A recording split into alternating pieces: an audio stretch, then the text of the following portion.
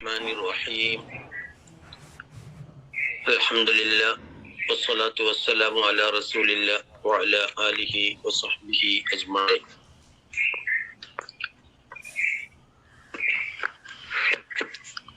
വിശുദ്ധ ഖുർആനിൽ അല്ലാഹു സുബ്ഹാനഹു വ തആല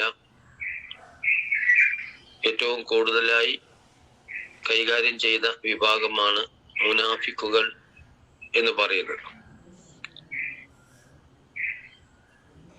ഉള്ളിൽ സത്യനിഷേധവും ബാഹ്യമായി ഇസ്ലാമുമായി നടക്കുന്ന ആളുകളെയാണ് മുനാഫിക്കുകൾ എന്ന് പറയുക എന്ന് നമുക്കറിയാം. ഈ ആളുകൾ സ്വന്തം നിലയിൽ വരുത്തി വെക്കുന്ന അപകടങ്ങളെ സംബന്ധിച്ച് ഖുർആനിലും സുന്നത്തിലും പലതരത്തിൽ വിശദീകരിച്ചിട്ടുണ്ട്, നമുക്കറിയാം. അവർ ചെയ്യുന്ന എല്ലാ പ്രവർത്തനങ്ങളും ഇസ്ലാമിന്റെ ദോഷം വരുത്താൻ വേണ്ടി അവർ ചെയ്തുകൊണ്ടിരിക്കുന്ന എല്ലാ പ്രവർത്തനങ്ങളും അവർക്ക് തന്നെ ദോഷകരമായി ഭവിക്കും എന്നതാണ് ആ പറഞ്ഞ എല്ലാ കാര്യങ്ങളുടെയും ആകത്തുക. ഉദാഹരണമായി സത്യനിഷേധികളെ സംബന്ധിച്ച്, കുഫാറുകളെ സംബന്ധിച്ച് ഖുർആൻ പറയുന്നുണ്ട്, ഇന്നല്ലദീന കഫറു യുൻഫിഖൂന അംവാലഹും ലിയസുദ്ദു അൻ സബീലില്ലാഹ് ഫസയുൻഫിഖൂനഹാ സുമ്മ തകൂനു അലൈഹിം ഹസ്റ.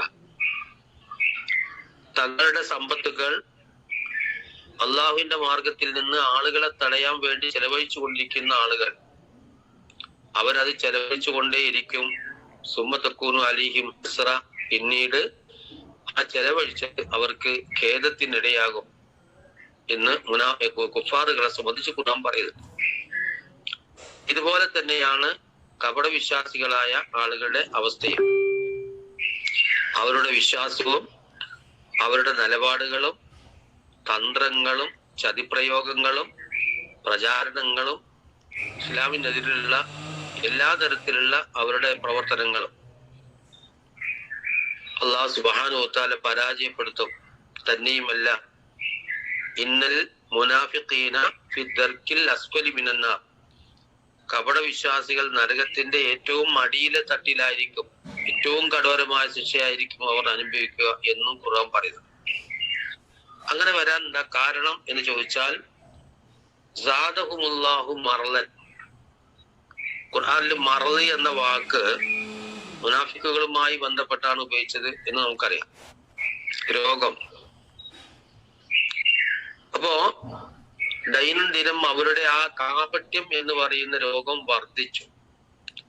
ആ വർദ്ധിച്ചതിന്റെ ഫലമായിട്ട് അതിന്റെ ദുരന്തം ദുനിയാവിലും നാളെ പരലോകത്ത് വിശേഷിച്ചും കപട വിശ്വാസികൾ അനുഭവിക്കാൻ പോകുന്നു.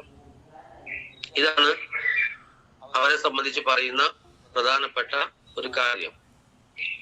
ഇങ്ങനെ വിശുദ്ധ ഖുർആനിൽ അവരെ ഒളിഞ്ഞും തെളിഞ്ഞും, ചില സ്ഥലങ്ങളിൽ വളരെ വ്യക്തമായി തന്നെ, കൂടുതൽ സ്ഥലങ്ങളിലും വ്യക്തമായി തന്നെ, ചില സ്ഥലങ്ങളിൽ ചില പ്രയോഗങ്ങളിലൂടെ അവർക്ക് സംഭവിക്കാൻ പോകുന്നത് എന്താണ് എന്ന് വിശുദ്ധ ഖുർആൻ വിശദീകരിച്ചിട്ടുണ്ട്. അതിലൊരായത്താണ് സൂറത്തുൽ ബഖറയിലെ 17, 18 ആയത്തുകൾ. മസലുഹും കമസലിൽ ലദി ഇസ്തൗഖദ നാറൻ. അവരുടെ ഉദാഹരണം എന്ന് പറഞ്ഞാൽ മുനാഫിക്കുകളുടെ ഉദാഹരണം കമസലിൽ ലദി ഇസ്തൗഖദ നാറൻ, തീ കത്തിച്ച ഒരാളുടെ ഉദാഹരണമാകുന്നു. എന്ന് പറഞ്ഞാൽ ഒരാള് ഒരു സ്ഥലത്ത് തീ കത്തിച്ചു. തീ എന്ന് പറയുമ്പോ തീക്ക് രണ്ട് പ്രത്യേകത ഉണ്ട്. പ്രധാനമായ പ്രത്യേകത രണ്ടെണ്ണം. ഒന്ന്, തീക്ക് ചൂടുണ്ടാകും, അസാധ്യമായ അസഹനീയമായ ചൂട്. ഇതാണ് തീയുടെ ഒരു പ്രത്യേകത. രണ്ടാമത്തത്, തീ ഉപയോഗിക്കുമ്പോൾ തീയിൽ നിന്ന് നമുക്ക് പ്രകാശം ലഭിക്കും. വെളിച്ചം കിട്ടണമെങ്കിൽ തീ കത്തിക്കണം.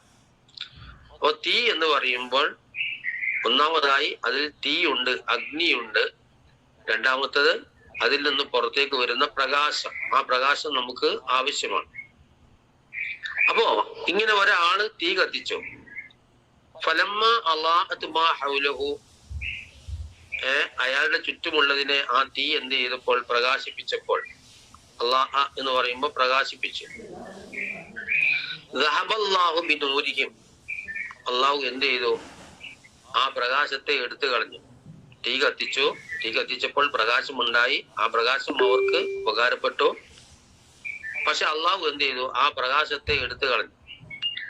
എന്നിട്ട് തറക്കഹും ഫീ ദുലുമാത്തില്ല യുബ്സിറൂൻ, കണ്ണു കാണാത്ത വിധത്തിലുള്ള ഇരുട്ടുകളിൽ അവരെ ഉപേക്ഷിച്ചു. പ്രകാശം പോയി കഴിഞ്ഞാൽ ഇരുട്ടാകും. ഇരുട്ടാകുമ്പോൾ കണ്ണ് കാണുകയില്ല. കണ്ണ് കാണാതിരിക്കുമ്പോൾ അന്ധക്കേടുണ്ടാകും. പിന്നെ ഒന്നും ചെയ്യാൻ കഴിയാത്ത ഒരവസ്ഥയിലേക്ക് മനുഷ്യൻ മാറും. അപ്പൊ ഒരാൾ തീ കത്തിച്ചു. തീ കത്തിച്ചപ്പോൾ ഈ പറയുന്ന അവസ്ഥയുണ്ടായി. അങ്ങനെ അള്ളാഹു പൊടുന്നനെ ആ പ്രകാശത്തെ എടുത്തു കളഞ്ഞു. അപ്പോൾ അവരെന്തായി? സുമ്മൻ ബുക്കുമൻ ഉമ്യൻ എന്ന് പറയുന്ന ഒരവസ്ഥ. അവരെ പറ്റി വിശേഷിപ്പിക്കുന്നത് കണ്ണു കാണാത്തവർ, സംസാരിക്കാൻ കഴിയാത്തവർ, അതേപോലെ തന്നെ ചെകിട് കേൾക്കാത്ത ആളുകൾ. ഈ ഒരവസ്ഥയാണ്, യാഥാർത്ഥ്യങ്ങൾ ഉൾക്കൊള്ളാൻ കഴിയാത്ത ഒരവസ്ഥയാണ് യഥാർത്ഥത്തിൽ മുനാഫിക്കുകൾക്ക് സംഭവിക്കുന്നത്. ആ ഒരു അവസ്ഥയിലാണ് അവർ ഉള്ളത് എന്നാണ് ഖുർആൻ പറയുന്നത്. ഇവിടെ ഈ ആയത്തിൽ അല്ലാഹു സുബ്ഹാനഹു വ തആല ആദ്യം കമസലില്ലദി ഇസ്തൗഖദ നാറൻ, തീ കത്തിച്ചവന്റെ ഉദാഹരണം. അപ്പൊ അല്ലാഹു സുബ്ഹാനഹു വ തആല ഇസ്ലാം എന്ന് പറയുന്നതിനെയാണ് ഇവിടെ ചിത്രീകരിക്കുന്നത്. അതായത് മുനാഫിക്കുകൾ ഉള്ളിൽ എന്താണ്? കുഫ്റാണ്. പുറമേക്ക് എന്താണ്? ഇസ്ലാമാണ്. ഏത് ഇസ്ലാം? ആ ഇസ്ലാം എന്ന് പറയുന്നത് മനുഷ്യരെ സംബന്ധിച്ചിടത്തോളം യഥാർത്ഥത്തിൽ ഒരു നൂറാണ്, പ്രകാശം. അപ്പൊ തീയിൽ ഒരേ സമയത്ത് നാറും ഉണ്ട്, ആ നാറിൽ നൂറുമുണ്ട്. നാറ് എന്ന് പറയുമ്പോൾ തീയെ, ചൂടുള്ള തീയെ. നൂറ് എന്ന് പറയുമ്പോൾ അതിൽ നിന്ന് നമുക്ക് ഉപയോഗിക്കാൻ പറ്റുന്ന ഉപോൽപ്പന്നമായ പ്രകാശം. അപ്പോ വിശുദ്ധ ഖുർആൻ ഒരേ സമയം നിങ്ങൾക്ക് നാറാണ്, അതോടൊപ്പം നിങ്ങൾക്ക് നൂറുമാണ് എന്നാണ് പറയുന്നതിന്റെ അർത്ഥം. നമ്മൾ പറയല്ലാൽ ഖുർആൻ ഹുജ്ജത്തുൽ ലക ഔ അലൈക, വിശുദ്ധ ഖുർആൻ നിങ്ങൾക്ക് അനുകൂലമായ തെളിവാണ്, അല്ലെങ്കിൽ നിങ്ങൾക്ക് പ്രതികൂലമായ തെളിവാണ് എന്ന് പറയും. ഹുജ്ജത്തുൽ ലക. അപ്പൊ റമളാനിലൊക്കെ നമ്മൾ നടത്തുന്ന പ്രാർത്ഥനയിൽ ഹുജ്ജത്തൻ ലനാ ലാ ഹുജ്ജത്തൻ അലൈന, റമളാനിനെ ഞങ്ങൾക്ക് അനുകൂലമായ തെളിവാക്കണമേ, റമളാനിനെ ഇനി ഞങ്ങൾക്ക് എതിരായ തെളിവാക്കരുത് എന്നാണ് നമ്മൾ പ്രാർത്ഥിക്കുന്നത്. ഇസ്ലാമിൽ എല്ലാ കാര്യങ്ങളും ഒരേ സമയത്ത് നമ്മുടെ മാതാപിതാക്കൾ നമുക്ക് ഉജ്ജത്താണ്, അല്ലെങ്കിൽ എതിരായ ഉജ്ജത്താണ്. നമ്മുടെ മക്കൾ നമുക്ക് അനുകൂലമായ ഉജ്ജത്താണ്, എതിരായ ഉജ്ജത്താണ്. നമ്മുടെ സമ്പത്ത് അള്ളാഹുവിന്റെ മാർഗത്തിൽ നാം ഇഷ്ടപ്പെട്ട സ്വഭാവത്തിൽ ചെലവഴിക്കുകയാണെങ്കിൽ നമുക്ക് അനുകൂലമാണ്, അല്ലെങ്കിൽ പ്രതികൂലമാണ്. ആരോഗ്യം ഒക്കെ അങ്ങനെ തന്നെ. അപ്പൊ അള്ളാഹു സുബ്ഹാനഹു വ തആല ഇസ്ലാമിനെ അല്ലെങ്കിൽ വിശുദ്ധ ഖുർആനെ ഈ ദ്വിമുഖ സ്വഭാവത്തിൽ, രണ്ട് സ്വഭാവത്തിലാണ് അവതരിപ്പിക്കുന്നത്. അപ്പോ ഈ ആളെ സംബന്ധിച്ചിടത്തോളം, ഈ തീ കത്തിച്ച ആളെ സംബന്ധിച്ചിടത്തോളം, അല്ലെങ്കിൽ ഈ മുനാഫിക്കുകളെ സംബന്ധിച്ചിടത്തോളം അള്ളാഹു സുബ്ഹാനഹു വ തആല അതിൽ രണ്ട് അവസ്ഥ വെച്ചിട്ടുണ്ട്. ഒന്ന് കരിച്ചു കളയുന്ന തീയ എന്ന് പറഞ്ഞാൽ നരക തീ എന്നർത്ഥം. അതേ ഇസ്ലാമിനെയും അതേ ഖുർആനെയും ശരിയായ രൂപത്തിൽ ഉപയോഗപ്പെടുത്തുകയാണെങ്കിൽ അത് നിങ്ങൾക്ക് എന്താകും? നൂറായിട്ട് മാറും, പ്രകാശമായിട്ട് മാറും.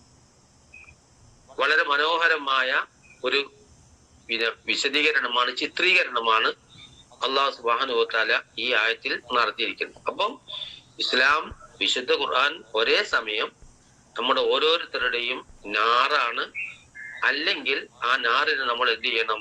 നൂറായിട്ട്, ജീവിതത്തിൽ ഉപകാരപ്പെടുന്ന നൂറായിട്ട് നമ്മൾ ഉപയോഗപ്പെടുത്തണം. വിശുദ്ധ ഖുർആനിൽ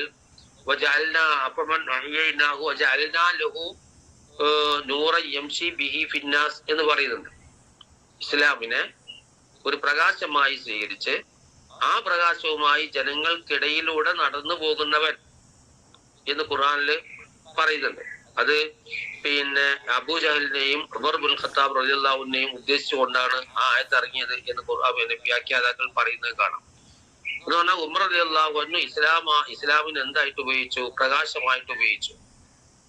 ഈ അബൂജഹൽ എന്ത് ചെയ്തു? ഇസ്ലാമിനെ ധിക്കരിച്ചുകൊണ്ട് ആ ഇസ്ലാമിലെ നാറിനെ അയാൾ ഏറ്റുവാങ്ങി. അപ്പൊ നമ്മളെ സംബന്ധിച്ചിടത്തോളം ഈ സന്ദർഭത്തിൽ നമ്മൾ പറയാൻ ഉദ്ദേശിക്കുന്നത്, മനസ്സിലാക്കാൻ ഉദ്ദേശിക്കുന്നത്, ഇസ്ലാം നമ്മെ സംബന്ധിച്ചിടത്തോളം ഇരുതല മൂർച്ചയുള്ള ഒരു കത്തിയാണ് എന്ന് പറയുന്നത് പോലെയാണ് ആ പ്രയോഗം. നമുക്ക് താല്പര്യം പോലെ പിന്നെ ആ പ്രകാശം ഉപയോഗിച്ച് ജീവിതത്തിൽ വിജയം നേടാം. ഇനി അതല്ല എങ്കിൽ, അതിൽ തീയാണ് വേണ്ടതെങ്കിൽ നരകവും നമുക്ക് വാങ്ങാൻ സാധിക്കും.